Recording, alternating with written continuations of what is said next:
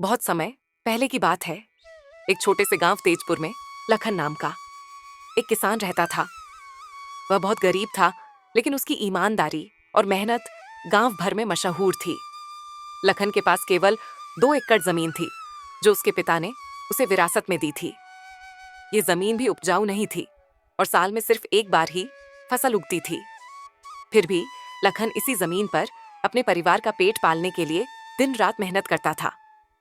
लखन का परिवार में उसकी पत्नी सीता और बेटा मोहन थे, जो हमेशा लखन के साथ उसके काम में हाथ बटाते थे। लखन और सीता अपने बच्चे को अच्छी शिक्षा देना चाहते थे, लेकिन गरीबी के कारण यह संभव नहीं हो पाता था। गांव के स्कूल में भी साधन बहुत कम थे और पढ़ाई लिखाई ठीक से नहीं हो पाती थी। बच्चे का भविष्य अंधकारमय दिख रहा था। हर साल लखन और सीता अपनी जमीन पर फसल उगाने के लिए जी तोड़ मेहनत करते, लेकिन मौसम की मार और प्राकृतिक आपदाओं के कारण उनकी फसल अक्सर बर्बाद हो जाती थी। कभी सूखा पड़ जाता तो कभी बाढ़ आ जाती। कई बार कीट पतंगों ने फसल बर्बाद कर दी। इन सारी मुसीबतों के बावजूद लखन ने कभी मेहनत करना नहीं छोड़ा। वह सुबह सुबह खेतों में जाता और देर शाम तक काम करता था, लेकिन उसकी गरीबी उसे छोड़ने का नाम नहीं ले रही थी। अब क्या बताऊं रेखा, मेहनत तो मैं पूरी कर ही रहा हूँ, पर हर साल कुछ न कुछ समस्या आ ही जाती है। या तो फसल कमजोर होती है, या तो फसल किसी न किसी कारणवश बर्बाद हो जाती है। मेरी तो किस्मत ही साथ नहीं दे रही है, और पता नहीं ऊपर वाला भी आंख मूंद के बैठा हुआ है। अब मैं क्या करूं, कुछ समझ में नहीं आ रहा है रेखा। आप मेहनत कीजिए, ज्यादा मत सोचिए। एक न एक दिन जरूर ऊपर वाला हमारी मदद करेगा। आखिर इतना दिन से हमने कठिनाई का सामना कर लिया, तो आगे भी कर ही लेंगे। इस बार तो भयंकर सूखा पड़ जाने से लखन की हिम्मत ही टूट गई थी। वह न चाहते हुए भी जमींदार के पास जाता है। राम राम जमींदार साहब, मैं क्या बोल रहा था, थोड़े पैसे मिल जाते तो इस बार मैं और मेहनत करके अपनी फसल उगाता, और जैसे ही फसल उग जाती उसको बेच के मैं आपके पैसे तुरंत चुका दूंगा। जमींदार साहब, मुझ पे इतना भरोसा करके थोड़े पैसे दे दीजिए। पर लखन, फसल तो तुम्हारी पिछले 2 साल से अच्छी नहीं हो रही है। सोच लो फिर मैं कैसे अपने पैसे वसूलता हूं, तुम्हें पता ही है। जमींदार साहब, इस बार फसल अच्छी होगी तो मैं आपके सारे पैसे, सारे उधार चुका दूंगा। मुझ पे इतना तो भरोसा कर सकते हैं। लखन आज से इस गांव में नहीं है, आप तो मुझे बचपन से जानते हैं। ठीक है लखन, पर याद रखना, पैसे नहीं चुका पाए समय से तो फिर मैं अपने हिसाब से वसूल करूंगा। जमींदार लखन को पैसे दे देता है। लखन को पैसे मिलने से थोड़ी राहत महसूस होती है। लखन अपने बैलों को लेके अपने खेत पे निकल जाता है और अपना मेहनत जारी रखता है। इस बार उसे अच्छी फसल की उम्मीद भी थी और लखन की फसल इस बार अच्छी लगी भी थी। इस बार फसल अच्छी हुई है रेखा, बस एक बार ऊपर वाला साथ देते तो सबके कर्ज उतार दूंगा। आप बस भरोसा रखिए, सब ठीक होगा। रात को सब सो जाते हैं, पर उस रात बहुत जोरों से बारिश होती है और बारिश इतनी देर तक होती है कि लखन की पूरी फसल उस बारिश में डूब जाती है और पानी नहीं निकलने की वजह से सड़ जाती है। हे भगवान, अब मैं क्या करूं, पूरी फसल मेरी बर्बाद हो गई। अब मैं कहां से किससे पैसे मांगूं, अब मैं कैसे खेती करूं, मुझे तो कुछ समझ में नहीं आ रहा। हे भगवान, ये कैसा न्याय है तुम्हारा। 2-3 साल से मेरी फसल कुछ भी नहीं हो रही है। अब तो मेरा परिवार का गुजारा कैसे चलेगा, ये समझ में नहीं आ रहा है। क्या हो गया है मुझे। अब क्या कर सकते हैं रेखा, अपनी किस्मत ही ऐसी है। कितना मेहनत करता हूँ अपने खेत में, फिर भी अनाज खाने भर भी नहीं होते। उधर जमींदार अलग से ही इतना दबाव बनाए हुए है।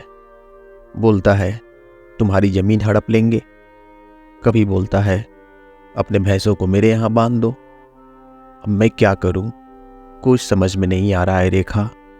मेहनत तो मैं कर ही रहा हूं। उधर जमींदार किशन के साथ अपना और एक आदमी लखन के यहाँ भेजता है कि जाओ और उसकी भैंस खोल के ले आओ।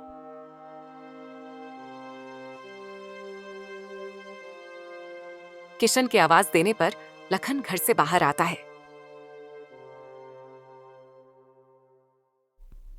लखन, हम तुम्हारी भैंस खोलने आए हैं। मैं तो जमींदार साहब से बोला था किशन, पैसे चुका दूंगा, फिर ये भैंस खोलने की बात। कुछ और मोहलत दे देते किशन, और जाओ बोल दो जमींदार साहब से कि कुछ मोहलत मांग रहा है लखन। अब जमींदार साहब का दिमाग बदल गया है और हम भैंस खोल के ले जा रहे हैं। अगर तुमको जो कुछ करना है जाके जमींदार साहब से कहना। अरे ऐसे कैसे भैंस खोल लोगे? कल ही तो बात हुई थी जमींदार साहब से, वो बोले कुछ दिन की मोहलत दे दूंगा। अरे नहीं भाई लाखन, अगर जमींदार साहब ने बोला है तो हम खोल के लेके जाएंगे। तुमको जो बात करना है जमींदार साहब से बात करो, हम तो तुम्हारी भैंस लेके जाएंगे। जमींदार के आदमी लखन की भैंस को लेके चले जाते हैं। लखन घर में आके अपनी चारपाई पर उदास होके लेट जाता है और उसको नींद आ जाती है। उसकी पत्नी और बेटा देख रहे थे, ऐसे तो कभी नहीं सोते थे।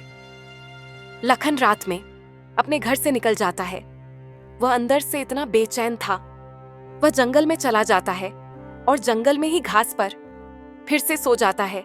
जब सुबह होती है तो बेटा, तुम रात में यही सोए थे और अभी भी यहाँ बैठे हो। मैं तो इसी जंगल में रहता हूँ, पहले कभी देखा नहीं। आखिर बात क्या है?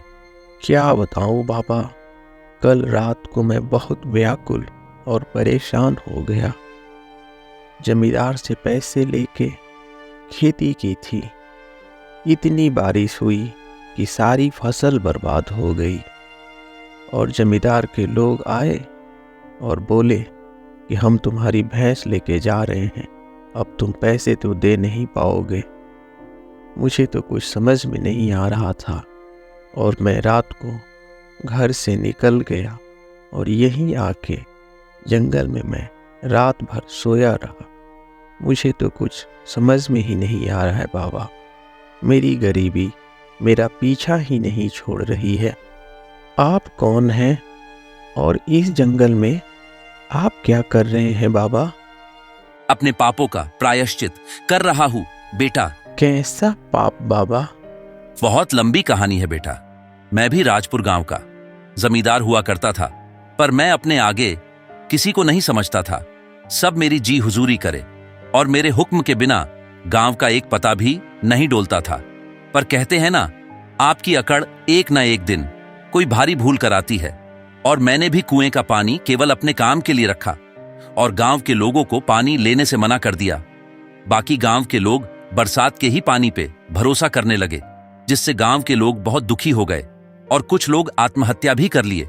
तभी एक साधु महाराज गांव में आए। मैं आपके गांव के पास के ही आश्रम से आया हूँ। यहाँ गांव के लोगों के पास पानी की दिक्कत है और आपने कुएं का पानी केवल अपने काम के लिए रखा है। मैं एक सन्यासी हूँ जमींदार साहब, मुझे आपसे भिक्षा चाहिए कि आप गांव के लोगों के लिए कुएं का पानी छोड़ दीजिए ताकि पूरे गांव का भला हो। नहीं तो बेचारे गांव वाले या तो गांव छोड़ देंगे, नहीं तो अपनी जान दे देंगे। और मुझे थोड़ी प्यास भी लगी है तो पानी पिला देते। तुम लगता है मुझे जानते नहीं हो। तुम्हारे जैसे भिखारी रोज आते हैं मेरे यहाँ और भीख लेके चले जाते हैं। कुछ को तो मार के भगाना पड़ता है और तुम मुझे ज्ञान दे रहे हो। इसके पहले कि मैं तुम्हें धक्के मार के गांव से बाहर फेंकवाऊं, निकल जाओ यहां से। साधु महाराज मेरी बातों से बहुत ही अपमानित महसूस की और उन्होंने मुझे श्राप दे दिया। तुम्हारा परिवार एक दिन एक एक करके खत्म हो जाएगा, तब तुमको मेरी बात याद आएगी। तुमने एक तपस्वी को ठेस पहुंचाई है और मैं ये अपना झोला यही छोड़ जा रहा हूं। जिस दिन तुम्हें सच्चा मेहनती पर तड़पता हुआ मिलेगा और उसको झोला दे दोगे तो तुम्हारा प्रायश्चित खत्म हो जाएगा। मैंने कुएं के पास अपने आदमी बैठा के रखा था कुएं के रखवाली के लिए। साधु महाराज ने कुएं में कूद के समाधि ले ली और कुएं का पानी सूख गया। उनकी बात सच निकली। मेरा परिवार खत्म हो गया। तब से मैं ये झोला लेके अपने पापों का बोझ ढो रहा हूं। शायद तुम्हारा ही इंतजार कर रहा था। ये झोला ले जाओ बेटा, सब अच्छा होगा। लखन वो झोला लेके बहुत भारी मन से घर लौट आया। उसको लग रहा था पता नहीं ये झोला में ऐसा क्या है, पर उसको लगा कि चलो ये जमींदार तो केवल भैंस ही ले गया, कोई बात नहीं, फसल अच्छी होगी तो भैंस तो ले लूंगा। लखन की पत्नी और बेटा काफी परेशान थे, कहाँ चले गए। तभी गांव में एक खेती के जानकार सरकारी अधिकारी तेजपुर गांव में आते हैं। श्रीमान जी, मैं खेती से संबंधित कुछ योजना और नई बीजों के बारे में बताने आया हूँ। गांव के लोगों को बुला देते। गांव के लोगों को क्या बुलाना, मेरे को सब बता दीजिए। दस्तखत कहाँ करना है, हो जाएगा। और आपकी जो सेवा है बोलिए। नहीं श्रीमान जी, बिल्कुल नहीं। और सेवा की तो बात भी मत कीजिए। आप बुलाइए, गांव के लोगों के भले की योजना है, और जब तक लोग नहीं आएंगे मैं यहां से नहीं जाऊंगा। किशन, जाऊ, लखन, गणेश और भी जो सब बिना काम का है बुला के लाओ। लगता है ये नहीं मानेंगे। थोड़ी देर में सब जुट जाते हैं, लखन भी आता है। सरकार आप लोगों के लिए मुफ्त बीज उर्वरक और कीट को मारने के लिए दवा दे रही है। आप लोगों का मैं नाम लिख के ले जा रहा हूं। कोई भी आएगा, नाम और गांव का नाम बताएगा, उसको बीज के साथ उर्वरक मिल जाएगा। हाँ, एक बात ध्यान रखिएगा, खेत को थोड़ा गहराई में जोतिएगा। लखन गांव के एक छोटे व्यापारी मोहन के पास जाता है।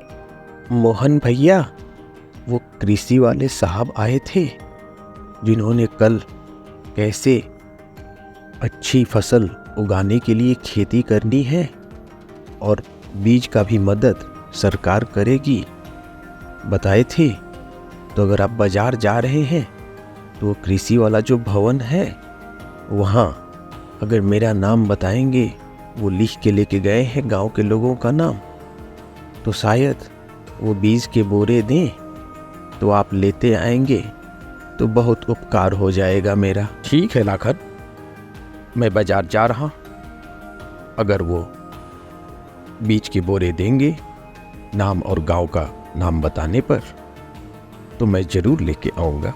शाम को तुम ले लेना अगर बोरे मैं लेके आया तो।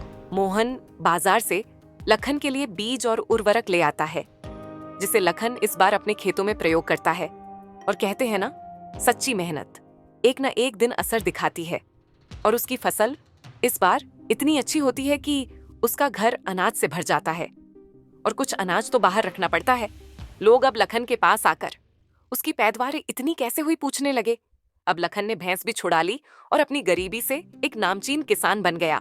लखन बाहर बैठकर उस झोले के बारे में भी सोच रहा था।